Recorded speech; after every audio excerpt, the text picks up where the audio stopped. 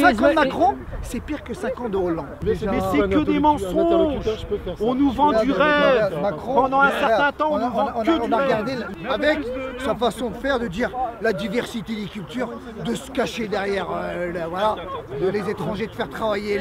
Il dit qu'il y a beaucoup d'étrangers qui sont... Non, c'est trop facile de parler comme ça. De faire croire aux étrangers qu'on va vous donner du boulot, que la France, elle sera belle. Les Français, il ne faut pas qu'ils se fassent arnaquer par un Hollande numéro 2. Mercredi 19 avril, Emmanuel Macron était en meeting à Nantes.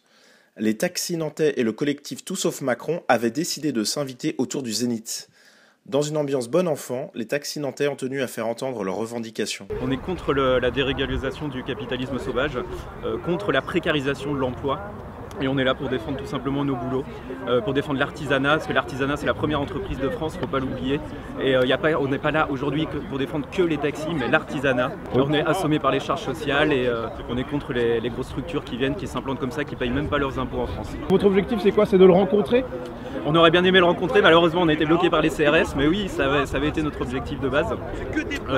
Et le deuxième objectif c'est également faire entendre notre voix sur ce problème. Est-ce que vous avez pu parler avec des gens, soit des gens qui viennent assister au meeting, soit des gens autour d'Emmanuel Macron, de son entourage ou pas? Alors de son entourage non, on a parlé avec des gens qui venaient au meeting. La personne avec qui on a parlé le plus c'est une personne qui est au RSA. Je ne pense pas que Macron défende les gens qui soient au RSA, je pense qu'il défend plutôt les gros banquiers et les 10 grosses sociétés en France, les gros capitaux. Ok, est-ce qu'il y a une unanimité au niveau des taxis sur cette position-là? Ah oui, absolument. Ok, donc Uber ça vous a fait mal et en fait vous identifiez Uber à Macron en gros quoi. Oui, exactement. On s'en fiche de Uber, de Hitch, de n'importe quoi. C'est les plateformes. C'est la libéralisation de notre profession.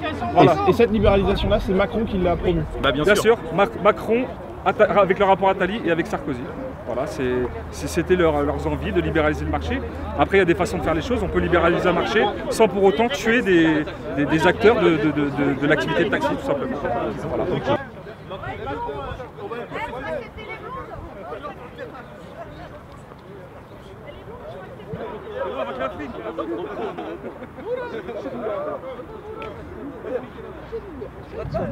C'est vous qui avez ramené cette banderole là du coup là? Oui, voilà, et puis les taxis qui viennent protester contre Macron, qui était quand même ministre et qui essaie de pas du tout assumer son bilan, et ben voilà, on est tous solidaires, on a tous envie de mobiliser contre lui, voilà.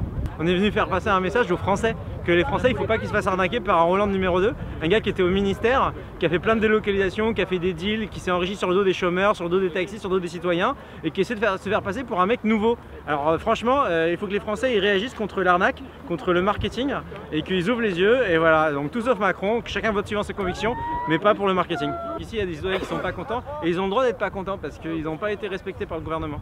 Ouvrez les yeux, vous verrez que Macron, c'est un candidat qui a fait du théâtre dans sa jeunesse, qui est un candidat qui est soutenu par Alain Minc, qui est soutenu par les médias principaux. Ouvrez les yeux, vous ne laissez pas vendre une nouvelle arnaque.